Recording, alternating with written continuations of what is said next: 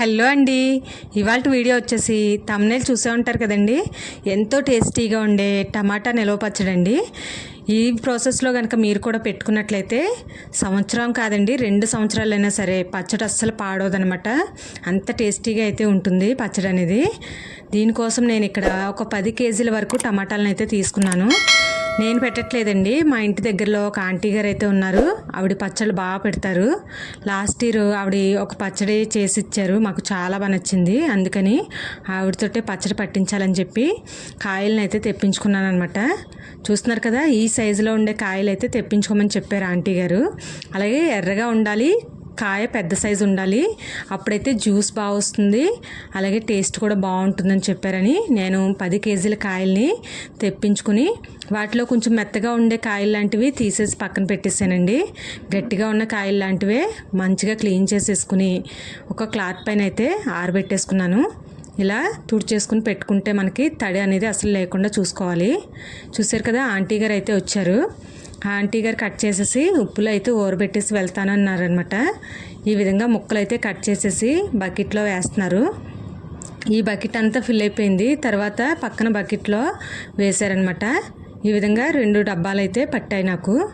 ముచ్చుకులు అయితే తీయలేదు. చూసారు కదా మీరు, ముచ్చుకులు తీయక్కర్లేదంటండి, తడి లేకుండా ఇలా కట్ చేసుకుంటే సరిపోతుందంట. ఇప్పుడు 1 కేజీ ఉప్పు ప్యాకెట్ అయితే రెండింట్లో కలిపి వేశారనమాట. 10 కేజీలకి 1 కేజీ అంటే 100 గ్రాములు కేజీకి. తర్వాత సెకండ్ డేని మీకు చూపిస్తున్నాను. ముక్కలు కిందకి దిగిపోయాయి కదా, ఈ పక్కన ఉన్న డబ్బాలో ముక్కలు కూడా ఇప్పుడు ఒకే డబ్బాలోకి అయితే వేసేసుకుంటున్నాను నేను. ఒకే డబ్బాలో మొత్తం అంతా ఊరబెట్టినట్టు ఉంటుందని చెప్పి ఇలా ట్రాన్స్ఫర్ చేసేసుకుని మరలా మూత పెట్టి మళ్ళీ నెక్స్ట్ డే ఎలా ఉంది అనేది మీకు చూపిస్తాను. చూడండి, ఇక్కడ ఇలా తెల్లగా ఉప్పు అయితే ఇలా ఫామ్ అయిందనమాట. నా చెయ్యి ఎందుకు చూపిస్తున్నానంటే నేను తడి లేకుండా చూపిస్తున్నాను అనమాట. అస్సలు తడి అనేది లేకుండా చూసుకోవాలని చెప్పారు ఆంటీ గారు. అందుకని చెప్పేసి నేను మంచిగా వాష్ చేసుకుని తుడిచేసుకున్నా. అప్పుడు తర్వాత ఈ విధంగా టమాటాలని వీలైనంత వరకు కిందకి పైకి ఉప్పు వాటర్లో మంచిగా ఇలా అనేసి తర్వాత గట్టిగా పిండేసి తీయమని చెప్పారనమాట. అందుకని చెప్పి నేను గట్టిగా పిండేసి తీస్తున్నాను. కానీ ముక్క అనేది గట్టిగా ఉంది కాబట్టి మనకి ఎంత పిండినా అది మెత్తగా అయితే అయిపోదండి. చూడండి, ఇలా ఉండాలి టమాటా పచ్చడికి. మెత్తగా ఉండేలాంటివి కాకుండా దోరగా ఉండాలి. కాయలు అన్నీ తీసుకుంటారు చాలామంది, దోరగా ఉండకూడదండి, ఎర్రగా ఉండాలి. కాయ పెద్ద సైజు ఉండాలి, మనకి లోపల గట్టిగా ఉండాలి. అప్పుడు పచ్చడి అనేది చాలా బాగుంటుందని చెప్పారనమాట. ఈ టిప్స్ మీకు కూడా యూజ్ అవుతాయి. టమాటాలు తీసుకునేటప్పుడు ఇదే పద్ధతిలో తీసుకోండి, పచ్చడి అనేది చాలా బాగుంటుంది నిజంగా. ఇలా మొత్తం అన్ని పిండేసాను. పిండేసి ఒక డబ్బాలోకి ఒక పళ్ళెంలోకి తీసేసుకున్నాను అనమాట. ఇప్పుడు ఇవి పైకి తీసుకెళ్ళి ఆరబెట్టాలి. ఈ టమాటా వాటర్ చూసారా ఎంత వచ్చిందో, జ్యూసు పెద్ద కాయ కాబట్టి ఎక్కువ జ్యూస్ వచ్చింది. ఇలా ఎక్కువ వాటర్ వచ్చింది, చాలా టేస్ట్ అనేది బాగుంటుందని చెప్పారనమాట. చూడండి, ఎంత నరాలు కనిపించేలాగా అంత గట్టిగా చేసినా ఈ ముక్కలు అనేవి గట్టిగా ఉన్నాయి. చూస్తున్నారు కదా, ఇలా రెండింట్లోనికి తీసేసుకున్నాను. ఇప్పుడు డాబా పైకి వెళ్ళి ఆరబెట్టేసుకోవాలి. దీనికోసం నేను ఒక టేబుల్ కవర్ అయితే తీసుకున్నాను. నా దగ్గర ప్లాస్టిక్ కవర్స్ లేవండి, అందుకని ఒక టేబుల్ కవర్ అయితే తీసుకుని అది మంచిగా వాష్ చేసుకుని ఆరబెట్టేసుకున్నాను ముందుగానే. ఇలా పట్టు మంచం వేశాను. కింద అయితే కొంచెం మనకి డస్ట్ అది పడుతుందని భయం ఉంటుంది కాబట్టి పట్టు మంచం తీసుకెళ్ళి డాబా పైన వేసేసుకుని దానిపైన ఈ కవర్ వేసేసుకుని క్లిప్స్ అయితే పెట్టేశాను అనమాట. ఇంకా ఎగరకుండా కవరు క్లిప్స్ పెట్టేసుకుని, ముక్కలు పెద్దవి కాబట్టి ఆరడానికి టైం పడుతుంది కాబట్టి కొంచెం విడివిడిగా ఆరబెట్టుకోవాలి. ఎక్కడ దగ్గరగా ముద్దల కింద వేసేయకుండా కొంచెం విడివిడిగా ఆరబెట్టుకుంటే మనకి బాగుంటుందన్నమాట. చూసారు కదా, ఇలా మొత్తం అన్నీ ఆరబెట్టేసాను. ఇలా ఆరబెట్టేసుకున్న తర్వాత వీటిలోనికి ఇప్పుడు మనం చిల్లీస్ అయితే చూపిస్తానండి. నేను పచ్చడి కారం కొందాం అనుకున్నాను, 600 అవుతుందండి 1 కేజీ ప్యాకెట్ అయితే. ఇలా మిర్చి తీసేసుకుంటే మనకి 300కే అయిపోతుంది. నాకు 240 పడ్డాయండి. ఈ కేజీ మిరపకాయలు తీసుకున్నాను. ఇలా వైట్ పైన ముచ్చుకుల్ని ఇంకా వేస్ట్ అంతా తీసేసాను. మొత్తము తీసేసుకుని వీటిని కూడా ఎండలో ఒక పూట అయితే ఆరబెట్టాను. అలాగే చింతపండు ఒక 3/4 కేజీ తీసుకోమన్నారండి ఆంటీ గారు, అందుకని 3/4 కేజీ తీసుకున్నాను. చూడండి, పచ్చడి కాయలు అంటే మనకి ఇలా కొంచెం పొడవుగా వెడల్పుగా ఉండే కాయలను ఇస్తారనమాట. ఒక్క పూట ఆరబెడితే సరిపోతుంది. కారం ఆడించేసుకుంటే మనకి 60 రూపాయలు తీసుకున్నారు, అంటే 300 అయ్యిందంటే. 1 కేజీ కారం ఆడించడానికి 300 అయ్యింది. అదే బయట కొంటే 600 అవుతుంది. ఇదిగోండి 900 గ్రాములు వచ్చిందనమాట నాకు కారము. ఆడించుకుంటే ఆ వేస్ట్ అంతా తీసేసాం కదా, 100 గ్రాములు పోతుంది. తర్వాత చూడండి, సాయంత్రానికి మీకు టమాటా ముక్కలను అయితే చూపిస్తున్నాను. ఈ విధంగా అయితే వచ్చాయి. ఇంకా 2-3 రోజులైనా ఆరబెట్టాలి వీటిని మంచిగా. ఒడియాలు ఆరిపోతే ఎలా సౌండ్ వస్తే మనకి అలా సౌండ్ రావాలి. టమాటా వాటర్ని కూడా ఎండలో పెట్టాను. దాంతోపాటు ఇప్పుడు చింతపండుని చూపించాను కదండి, 3/4 కేజీ చింతపండు ఓడలు లేకుండా మొత్తం అన్ని క్లీన్ చేసేసుకుని ఆ టమాటా వాటర్లో అయితే వేసేసాను అనమాట. తర్వాత మీకు 3 రోజుల తర్వాత నేను టమాటా ముక్కలను చూపిస్తున్నాను. ఇప్పుడు మీకు 3 రోజులు అదే విధంగా పొద్దుట పెట్టేసాను, సాయంత్రం తెచ్చేయడం, మళ్ళీ పొద్దుట పెట్టేయడం, సాయంత్రం తెచ్చేయడం, అలా 3 రోజులు అయితే చేశాను. ఈ విధంగా ఒడియాల్లాగా ఆరిపోయిన తర్వాత ఇప్పుడు వీటిని మిక్సీ జార్లో అయితే వేసుకుంటున్నాను నేను. ఎందుకంటే మనకి గ్రైండర్లో వేసేటప్పుడు ముక్క నలగదండి. ఇంత ఉంటే మనకి ముక్క నలగదు. అందుకని గ్రైండర్లో కన్నా ముందు ఒకసారి మిక్సీ పట్టేసుకుని ఇలా పౌడర్లా చేసేసుకుంటే మనకి ఈజీగా గ్రైండర్లో నలిగిపోతుంది. టమాటా వాటర్లోనే వేసేసుకుంటున్నాను. ఇది కూడా చూసారు కదా, టమాటా వాటర్లో ఆల్రెడీ చింతపండు వేసేసానని చెప్పాను. 3/4 కేజీ చింతపండు వేసాను. అలాగే టమాటా పౌడర్ కూడా వేసేస్తున్నాను. దీన్ని కూడా మనం ఇప్పుడు ఎండలో పెట్టాలండి. ఎందుకంటే వాటరీగా ఉంది చూడండి, మొత్తం అంతా కలిపితే మీకు తెలుస్తుంది.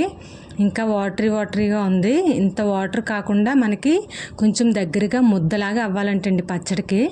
అలా అయినప్పుడైతే మనకి కరెక్ట్గా సరిపోతుందంట ఆంటీ గారు చెప్పారు. అందుకని చెప్పి మొత్తం అంతా ఇలా చేసిన తర్వాత కూడా నేను 2 డేస్ అయితే ఎండలో అయితే పెట్టాను. ఇదిగోండి ఈ విధంగా 2 డేస్ ఎండిన తర్వాత మీకు చూపిస్తున్నాను చూడండి. కదలట్లేదు, ముద్దలాగా అయ్యింది. బకెట్తో మీకు చూపిస్తున్నాను చూడండి. ఈ విధంగా అయిన తర్వాత ఇప్పుడు మనం గ్రైండర్లో అయితే వేసుకోవాలి. ఆంటీ గారు అయితే వచ్చారనమాట మళ్ళీని గ్రైండర్లో వేయడానికి. కారము ఆవిడే వేశారు. 3/4 కేజీ కారం వేశారండి. కారం ఎంత పడింది అనుకోవచ్చు కదా, కేజీ వేయలేదు. 3/4 కేజీ కారం వేశారు, 3/4 కేజీ చింతపండు వేశారు, అలాగే 1 కేజీ ఉప్పు ప్యాకెట్ వేశారు. ఇంకా తాలింపులు అందరికీ తెలిసిందే కదండి, పచ్చిశనగపప్పు, మినపప్పు, ఆవాలు, జీలకర్ర వేయలేదు, ఆవాలు, మెంతులు, కరివేపాకు, ఎండుమిర్చి. ముందుగానే నేను కరివేపాకుని వాష్ చేసి ఆరబెట్టుకున్నాను. అలాగే వెల్లుల్లిపాయలను కూడా తొక్క తీసేసి కొంచెం పెద్దగా ఉన్నలాంటివి కొంచెం చిన్నగా పప్పు గుత్తుతో ఈ విధంగా స్మాష్ చేయమని చెప్పారు. మీడియం సైజ్ ఉంటే పర్వాలేదండి, కొంచెం పెద్ద పాయలు వచ్చేస్తున్నాయి కదా ఇప్పుడు, వాటిని కొంచెం స్మాష్ చేశాను. తర్వాత పచ్చిశనగపప్పు, మినపప్పు, ఆవాలు, ఎండుమిర్చి. ఇదే రకంగా మరొక 5 కేజీలకి మీరు తయారు చేసుకోవాలి. ఇక్కడ నేను పల్లి నూనె తీసుకున్నాను. ఆంటీ గారు పల్లి నూనె కానీ గానుగ నూనె కానీ వాడతారంట. నేను పల్లి నూనె తెప్పించుకున్నాను. ఆయిల్ హీట్ అయిన తర్వాత ఇప్పుడు ముందుగా వెల్లుల్లిపాయలను అయితే వేసుకుని దోరగా వేయించుకోవాలంట. అవి దోరగా వేగిన తర్వాతే మిగిలినవి వేయాలని చెప్పారు. చూసారు కదా, కలర్ అయితే మారుతున్నాయి. ఈ విధంగా కలర్ మారిన తర్వాత ఇప్పుడు ఇందులోనికి పచ్చిశనగపప్పు, మినపప్పు కూడా వేసేసి అవి కూడా ఒక 5 మినిట్స్ అలా వేగిన తర్వాత ఇప్పుడు చిల్లీస్ కూడా వేసేసాను. చిల్లీస్ తర్వాత ఇప్పుడు ఇందులోనికి మెంతులు అయితే వేయమన్నారు. కొంచెం ఒక 2 స్పూన్ల వరకు మెంతులు అయితే వేసాను. అవి కూడా అయిన తర్వాత ఇప్పుడు కరివేపాకు లాస్ట్లో వేసుకుంటున్నాను. ఇంతేనండి పోపు, ఇంకా ఎక్స్ట్రా ఏం లేదు. ఇంగువ అది ఏం వేయట్లేదు. అలాగే నేను ఆవు పిండి, మెంతుల పిండి కూడా ఏమీ వేయలేదు. ఓన్లీ నేను తాలింపుల్లో వేసుకున్నాను అంతే. ఆంటీ గారు ఏ పద్ధతిలో అయితే పడతారో నేను అదే పద్ధతిలో ఫాలో అయ్యాను అనమాట. ఈ విధంగా అయిన తర్వాత పోపులన్నీ మాడిపోకూడదంటండి, స్పెషల్గా చెప్పాలి ఇది. ఎందుకంటే మాడిపోతే మనకి పచ్చడి అనేది కలర్, టేస్ట్ అన్నీ మారిపోతాయంట. అందుకని చెప్పేసి అస్సలు మాడనివ్వద్దు. కలర్ కూడా అంతా మారిపోకుండా దించేసుకోవాలి. ఈ విధంగా మొత్తం అంతా చల్లారిన తర్వాత పచ్చడిలో వేసేసుకుని కలుపుకోవాలి. చూసారు కదా, 5 కేజీల పచ్చడి అనమాట ఇది.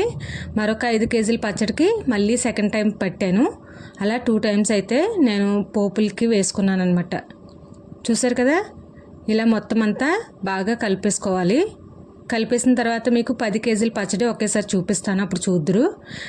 అంటే నేను సగమే కలుపుకుందాము, సగం ఉంచేసుకుందాము అని అనుకున్నాను. కానీ ఆంటీ గారు అన్నారు, లేదు మనం పోపులు పెట్టేసుకుని ఉంచుకుంటే అది ఎన్నాళ్ళైనా సరే ఏమీ అవ్వదు, కాకపోతే మనం ఇలా పెట్టుకుని ఉంచుకోవడం వల్ల మనకి ఊరుతుంది, పచ్చడి ఆయిల్లో అంతా ఊరుతుంది, పోపులన్నీ కూడా మంచిగా పడతాయి, ఊరుతుంది. అప్పుడు టేస్ట్ అనేది ఇంకా బాగుంటుంది పచ్చడి అని చెప్పారు.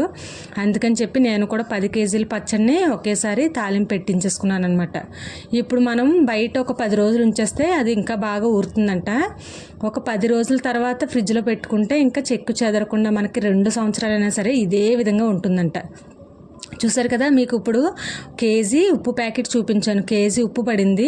తర్వాత 3/4 కేజీ చింతపండు, 3/4 కేజీ కారము, కేజీన్నర ఆయిల్ పడింది నాకు.